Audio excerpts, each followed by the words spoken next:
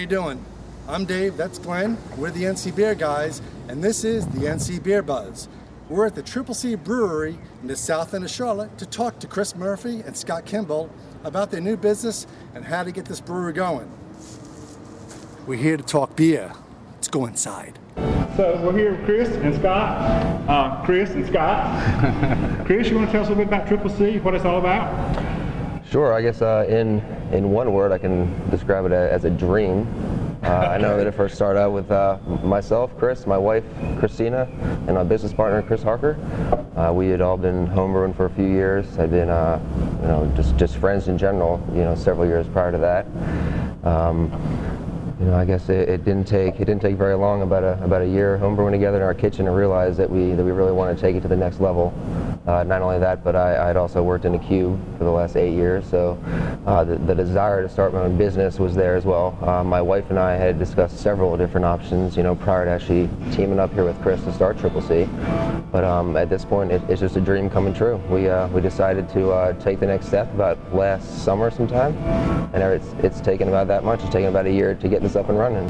When you started this and you had, I guess you wanted to create your dream, was it like an epiphany after you started brewing a few beers? You're like, damn, this is really, really good. I want a lot of people to taste this. Yeah, right. Well, it's funny you phrase it that way. As far as to taste this, I can say that's one reason why I have this guy Scott sitting right next to me. It's because no matter how good I thought my beer was, I'll be flat out honest, I thought there's definitely someone else who can make it there a little better than I could. I'd done it for years, but this guy had been doing it for longer than I had, longer than all of us had together. So, yeah. So I mean, either way, we. So Scott, you are coming in as a brewer here. Yeah. You brewed elsewhere or home brew, or what's your background? I've been professionally brewing for 3 years and home brewed for about 3 years before that. Right. So pretty much just out of college I started home brewing, and after about 3 years I got a job for Old Dominion in Fordham in Dover, Delaware. Worked there for about a year and a half. It was a truly unique opportunity where I was able to come in there, and after a month of working there, I was solo brewing on the 50-barrel brew house. Okay. And it was all, I had a buddy that I homebrewed with who worked there and got me the job. He went to grad school, so it worked out really well. I worked for those guys for about a year and 2 months, and was ready. I've been wanting to move out west for a while, so I moved out to Colorado, and was just out in Colorado for about 2 years. And was the head brewer for a little mountain town brew pub called the Eddy Line in Buena Vista, Colorado. And so that was a great experience, whereas I was working as a team at Old Dominion. I was able to go to the brew pub and do everything from grain to glass, and really kind of hone in my brewing skills.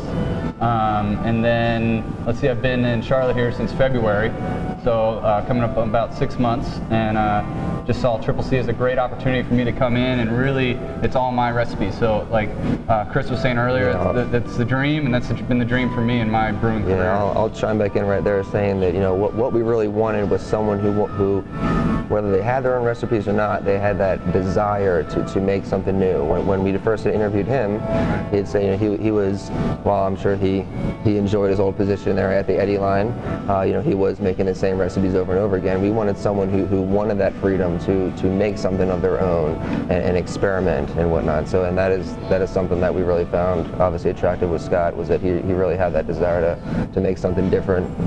So either way, have his own recipes. this question, you probably both got opinions.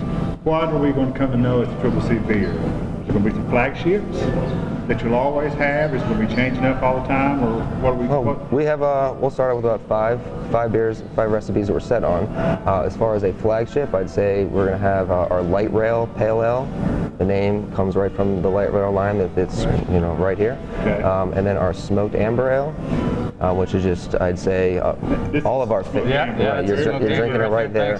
I mean, this is one of his recipes that he's really proud of. We all think it's delicious, and we think it's very unique, which is, I think unique is another word that he probably prides his recipes on as well, just to make it obviously delicious, but something a little bit different.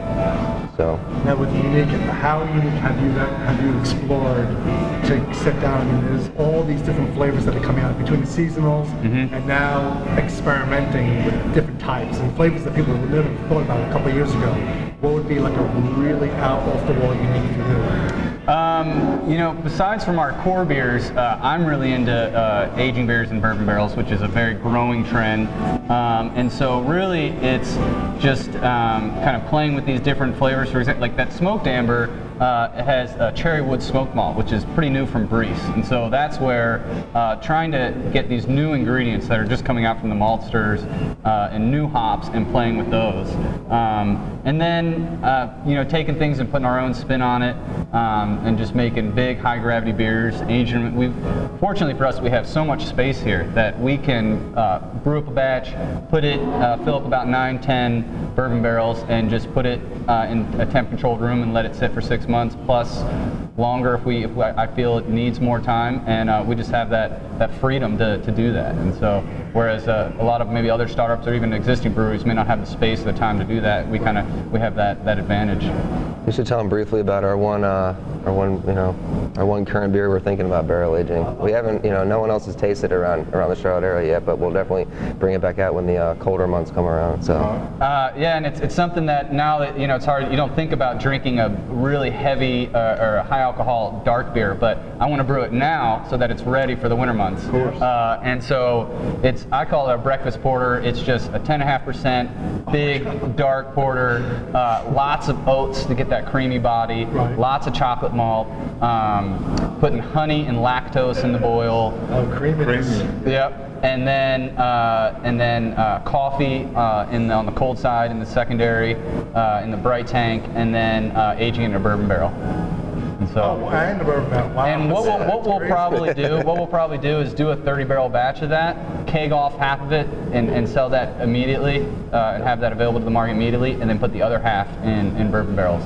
And let that age for a good 6 months. So it'll give the public kind of chance to taste it once when it was, before bourbon barrels, and then taste it again later. Sure.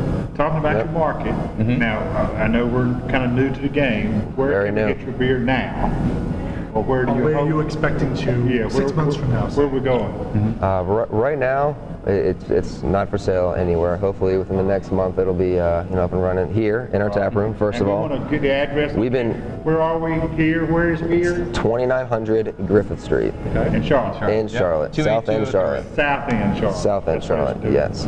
Neighborhood's called. Correct. Gotcha. Okay. But ultimately there is going to be some distribution. Of course. We have purchased our Dodge Sprinter out there. We have several restaurants that are already on with us. We have Max Barbecue, which is really popular. Ice House, the World of Beer, which you guys had already referenced in an earlier conversation. Liberty is another restaurant right nearby. We could get there pretty easily, and even the World of Beer, we get there pretty easily by the light rail. And so we've talked about delivering some kegs via light rail.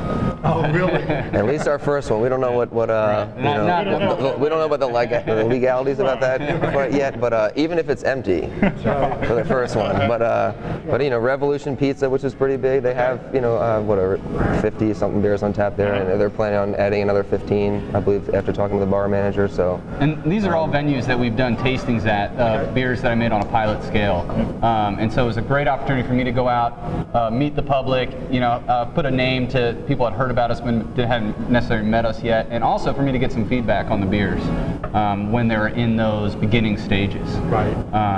And so we probably did tastings for about 20 to 30 different bars and bottle shops, and so again, it was just a great time to meet the public. Is the eventual aspiration to try and go statewide? And the reason I ask is because it seems Charlotte is its own little world, and a lot of the Charlotte beers are not available outside of Charlotte itself, and we feel kind of deprived from the Raleigh area that we can't get it. The farther we expand, most likely the better. This is the very first business I've ever started, so at the same time, it needs to be controlled growth. I don't ever want to get way over my head. So exactly, and that's what I was going to say. Is qualities are definitely our biggest concern, and the further your beer gets away from us, is the harder it is for me to keep an eye on it. Yeah, the immediate expansion is all of North Carolina first, for sure. And that's why initially we're only doing draft throughout just distributing draft, no bottles or cans or anything like that at first. We have the space to grow into that, but quality control is a whole lot easier when you're just doing kegs and in-house sales. And so that'll give us a chance to really focus on the beer, getting our distribution network together, getting all our contacts and relationships with the retailers set up, and then grow into that. Well, I think here you've got a great business model because you have the brewery and you're opening the pub to serve your own beer. And frankly, this one is what I call the holy crap beer. It's holy crap good. Oh, that's what I like to hear. Appreciate it. All right, yeah, that's. But we're not doing reviews. This is a beer buzz. Yes. Yeah, so don't listen to that. Just come try it yourself. We're going to take something home and review it at a later time. Come form your own opinion, We please. appreciate you guys being with us today. Of course. It's great being in Charlotte. Yep. Great being on the south side of town. We look forward to spending the weekend here and seeing what else we can stir up. Thank you, guys. Absolutely. Remember, until next time, drink local, keep your beer dollars in North Carolina, and follow us on the web at NCBeerGuys.com and on our weblog on YouTube. Catch you later, guys. Cheers. Cheers. Cheers.